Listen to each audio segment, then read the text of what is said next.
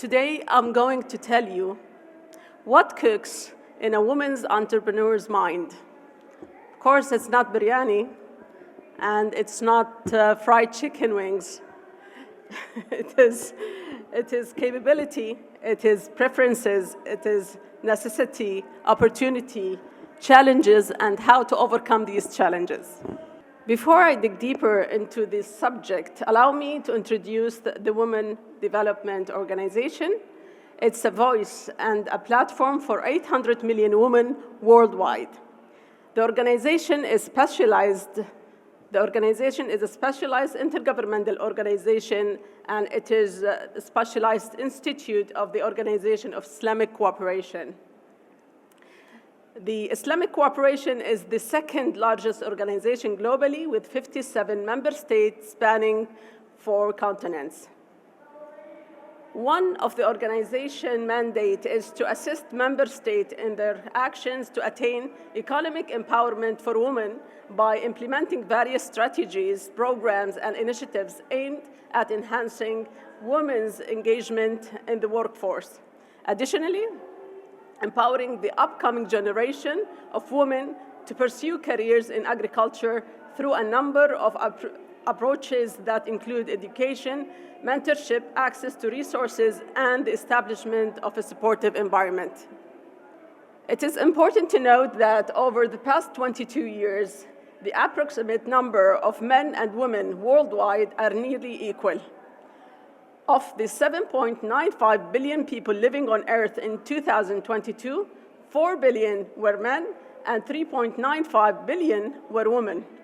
Today, I will highlight some of the major collected data and outcomes from various statistical reports of women's preferences for business ownership. The report shed light on 231 million women starting or managing businesses across 59 countries located in 6 geographic regions and divided by income levels. The outcomes were determined based on age, education, business opening years, innovation, industry choices, job creation, motivation, and the significant gender gaps and those showing signs of closing them. There is a difference between how men and women define success.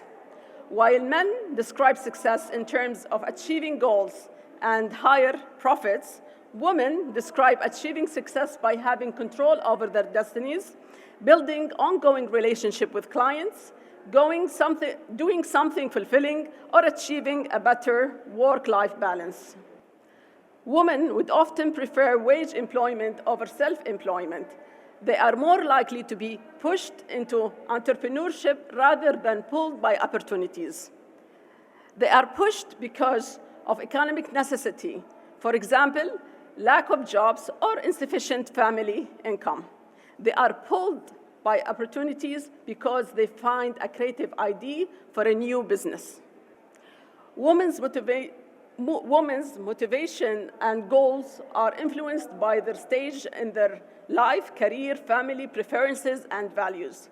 There is a remarkable similarity observed between women entrepreneurs in 2 points: having the skill to start a business and ease of starting a business. Women reported having lower confidence levels than men in their capabilities to start a business, and there is no region in which women rank higher than men. The gender gap has narrowed since previous years, with 5 countries moving to near parity. They are Cyprus, Israel, Kazakhstan, Saudi Arabia, and Vietnam. Globally, 43% of women and 55% of men reported they believe they have the capability to start a business. Angola in Africa is the only country reported women having a higher level of confidence in their capability than men, where women are 10% more likely than men to report having the skill to start a business.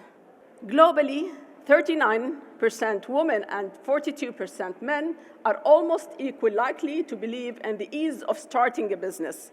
In 16 countries, there is gender parity in the perception of the ease of starting a business, and in 11 countries, women are more likely than men to report that starting a business is easy.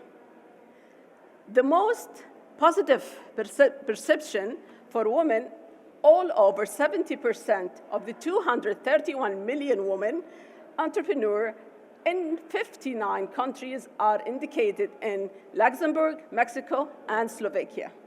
Globally, people start businesses due to two main reasons: necessity for economic support or pursuing a business opportunity. As national income rises, necessity-driven businesses rates decreases, while opportunities-driven ventures increases. Among the 59 comparison economies, and compared to previous reports from 2017, women's necessity-driven entrepreneurship rates were up overall for low-income countries by 11% and for middle-income countries by 7%. High-income countries show a 3% decrease in necessity motives among women entrepreneurs in North Africa and Europe. The MENA and sub-Saharan regions show the largest increase in women's necessity motives for entrepreneurship, as indicated by increased gender gap from 1.3 to 1.9 women-to-men ratio. Women entrepreneurs are most likely to be present in government, health, education, and social services. The largest gender gaps are in agriculture, mining, and information and communication technology, where men entrepreneurs are most than twice as likely as women to operate. Globally, 53% of women's total entrepreneurial activity is in wholesale, retail trade, compared to 43% of men's activity. Globally, innovation rates show women to be less innovative than men by approximately 6%. This marks a notable from previous years when gender parity was greater. Countries in which women entrepreneurs report high levels of innovation includes Canada, Chile, India, Lebanon, and Luxembourg, while 18 countries show women being more innovative or at parity with men. I'd like to point out that innovation levels for women starting a business in industries tend to increase with economic development as innovation motivates the significant jump from one level of development to the next. This development typically comes from investments in advanced knowledge, higher education levels, legal institutions that protect IDs, and sophisticated customers willing to try new things. The MENA region, followed by North America, stood apart, having the highest innovation rate overall for innovations represents newness to customers and offering not generally from the competition shelf. Countries reporting the highest innovation rates were the UAE, over 60%, Qatar, over 40%, Luxembourg, over 40%, and Saudi Arabia, over 35%, while Austria, Bulgaria, and Croatia also reported high levels of innovation products. And compare, Argentina and Brazil and Iran reported very low levels of innovation. As a woman agripreneur, the business case for women's leadership is clear. However, less data is available on the agriculture industry, a sector that 2.5 billion people globally depends on for their livelihoods, and one in which women receives only 7% of total investments. In developing countries, women make up 45% of the agricultural labor force, ranging from 20% in Latin America to up to 60% in parts of Africa and Asia. If women farmers had the same access to resources as men, the number of hungry people in the world could be reduced up to 150 million due to productivity gains.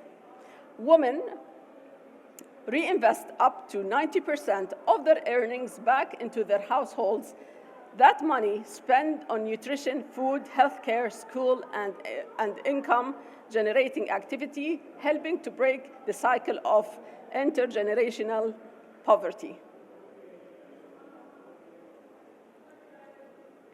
In many countries around the world, agriculture women entrepreneurs encounter various challenges, including the challenge for women often face difficulties accessing land, credit, and other resources critical for agriculture entrepreneurship due to cultural norms or discrimination practices, especially for land and livestock ownership.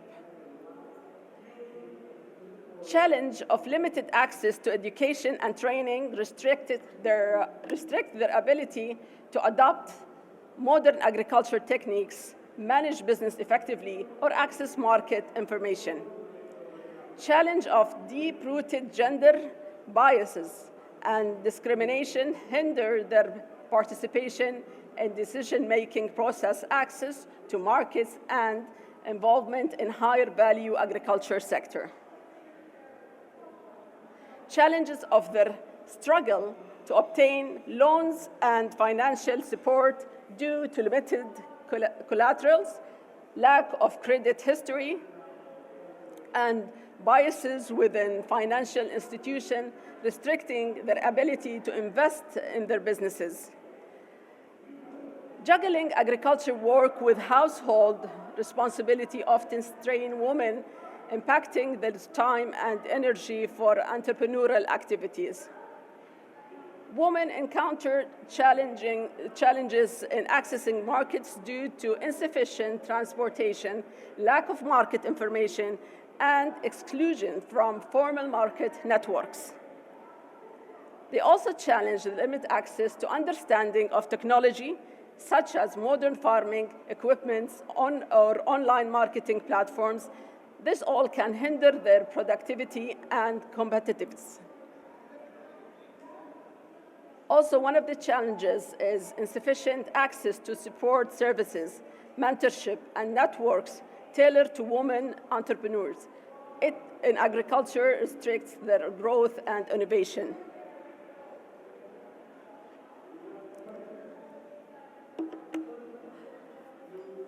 Various entities, such as government bodies, NGOs, international institutions, and women's unions, share the responsibility in enacted policies to support women entrepreneurs in overcoming agriculture challenges. More efforts are needed to empower women entrepreneurs as the following method. Women entrepreneur can overcome the challenges also by providing equal access to land, credit, and education, promote gender-inclusive policies, and eliminate unfair practices. Offer tailored training, mentorship, and networks specifically for women in agriculture. Facilitate access to finance through microcredit, collateral alternatives, and targeted financial services. Women's voices are often excluded from decision-making process in agriculture cooperatives, producer associations, and supply chain. Private sector can actively involve women in decision-making roles at all levels, from farm management to boardroom participation. Introduce technology training, and also I'm talking about how women entrepreneurs can overcome the challenges by introducing them to technology training and support for modern farming techniques and market access. Raise awareness about the importance of women's role in agriculture and advocate for policy change supporting their entrepreneurship. Develop platforms and networks for market access, encouraging collaboration and partnership. Last but not least, enhance governments to implement supportive policies and regulations fostering gender equality and women participation in agriculture.